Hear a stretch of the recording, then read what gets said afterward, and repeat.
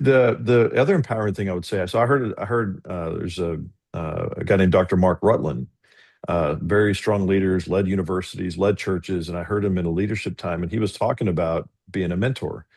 And he had a very strong perspective that he was like, look, I grew up in an age where, you know, uh, mentor wasn't a noun.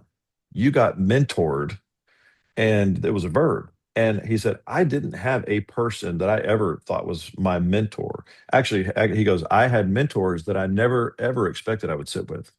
He was like, my Mm, mentors were authors that I read, so things that biographies of leaders that I admired and knew, and those people mentored me.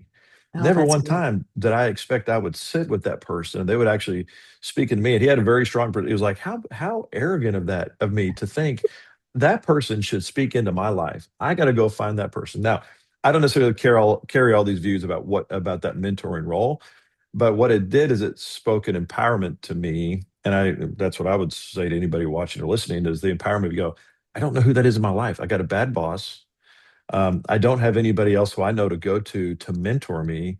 Well, let me take away the what feels disempowering about that and go, you can be mentored by any Mhm, number of people. You can be mentored via this podcast. You could be mhm, mentored via other things I find on YouTube. You can be mentored by books. Those are a mentoring process. Just because you don't have a person that you would put a label of a mentor, which I think is mhm, a good thing to have. But if you don't have that, don't feel like mhm. you're lost.